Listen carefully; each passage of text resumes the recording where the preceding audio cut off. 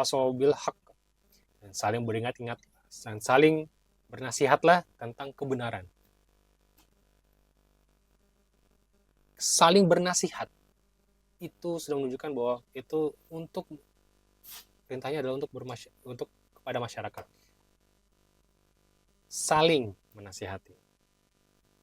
Bahwa kita sebagai sesama muslim wajib mengingatkan pada saudara yang lain tentang kebenaran. Menurut Prof. Nakib Alatas bahwa hak itu adalah the real truth, the real existence. Yang kita ingat tentang kebenaran itu adalah hak Allah Subhanahu wa taala. Bahwa Allah adalah Allah al-haq, Allah adalah yang maha benar. Maha benar as a real existence and as a real truth. Sehingga kewujudan itu Allah lah yang wujud yang sebenarnya. Sedangkan manusia itu kita hanya menempel kewujudan kita pada kewujudan Allah Subhanahu wa taala. Kita sebagai manusia itu hanyalah mungkin. Kita hanya mungkin saja. Kita mungkin wujud dan mungkin juga tidak wujud. Tapi Allah itu wajib wujud. Allah itu wajib adanya.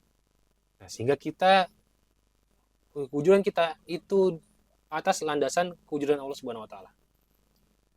Dan kita harus terus mengingatkan diri kita bahwa kita berhutang kewujudan kita atas Allah Subhanahu wa taala. Dan akhirnya dari mengingat Allah Subhanahu wa taala, kita akan mengingat diri kita sebagai manusia yang lemah, yang doif, yang telah diberikan taklif syariat, yang telah diberikan ruh oleh Allah Subhanahu wa taala, sehingga kita mampu mengenali apa yang wajib bagi kita untuk ketahui, dan kita juga wajib mengenali apa yang kita tidak lakukan. Karena selain daripada mengenal definisi positif ilmu adalah bahwa kita mengenal sesuatu sebagaimana adanya, kita juga harus mengenali sesuatu yang bukan darinya. Maka ketika kita mengingat kewujudan Allah Subhanahu wa taala, maka kita juga mengingat kewujudan yang di luar daripada Allah Subhanahu wa taala. Laisa kamitslihi. Bahwa Allah tidak serupa dengan apapun, dengan makhluknya. Jadi sifat Allah yang qidam, sifat Allah yang abadi, itu tidak sama dengan kewujudan manusia yang fana. Kewujudan Allah yang itu wajib adanya berbeda dengan kewujudan manusia yang dijadikan ada karena adanya pengadanya, yaitu Allah Subhanahu wa taala. Dan juga akhirnya kita mengingatkan bahwa kita nanti akan kelak kembali kepadanya. Karena itulah kebenarannya. Itu adalah realitasnya. Jadi ini bukan teori. Ini adalah kebenaran yang Allah sampaikan melalui perantara nabinya yang paling mulia, itu Rasulullah SAW. Sehingga kabar ini harus terus kita ingatkan kepada diri kita dan kepada sesama muslim. Dan bahkan bisa seluruh manusia. Karena Rasulullah SAW diutus untuk rahmat semesta alam. Sehingga perintahnya Rasulullah SAW itu wahyunya itu disampaikan kepada siapa saja. Rahmatnya itu adalah untuk menyelamatkan diri manusia atas kerugian yang dijelaskan dari ayat kedua itu, yaitu innal insana lafi khusr. Kita bisa melihat di sini bahwa kita melihat bahwa Rasulullah SAW diutus untuk melindungi manusia, untuk sampai kepada keselamatan, untuk sampai kepada Allah dengan benar. Karena ingat bahwa sungguhnya agama yang diterima di sisi Allah itu hanyalah Islam. Dan Islam sampai pada kita itu melalui Rasulullah SAW. Dan ajaran Rasulullah SAW sampai kepada kita zaman sini karena para ulama. Karena ulama adalah pewaris Rasulullah SAW, pewaris Nabi. Maka kita sebagai orang awam terhadap agama, maka kita harus memahami bahwa manusia sejatinya akan selalu lupa. Karena dia sebut insan. Dia lupa akan hutangnya, kewujudannya.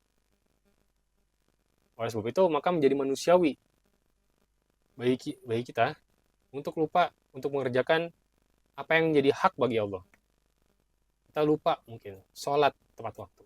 Kita lupa memenuhi hak Allah untuk mengingat padanya di segala kondisi. Kita lupa untuk membaca basmalah. Kita lupa untuk mengucapkan syukur padanya atas nikmatnya. Kita lupa untuk bersabar atas takdirnya yang Allah berikan pada kita semasa di dunia. Kita lupa bahwa pemberian Allah pada seluruh umat manusia yang ada itu wujud karena atas rahmat Allah Subhanahu wa taala.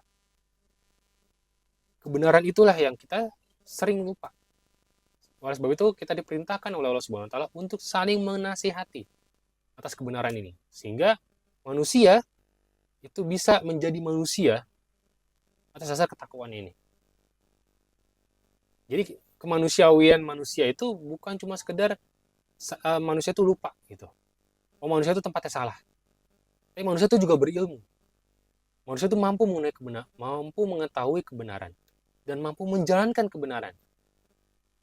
Karena ketika dinasihati manusia itu tentang kebenaran itu, maka sebenarnya dia sudah tahu apa yang harus dia kerjakan ketika dia berbuat salah. Itu kembali kepadanya.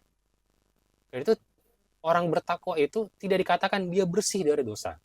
Tapi dia adalah ketika dia diingatkan untuk bertobat pada Allah, maka dia bersegera kembali kepadanya. Maka di sini akan kelihatan perbedaan ketakwaannya seseorang. Para sahabat ketika mereka melakukan dosa, mereka segera mengingat kepada Allah dan mereka segera kembali kepadanya. Bagi orang khusus, mereka mungkin mengambil waktu sejenak. Berpikir dahulu, lalu baru kembali. Bagi orang awam, mungkin kita akan menunda untuk kembali kepada Allah dan memperbaiki apa yang kita lakukan salah itu.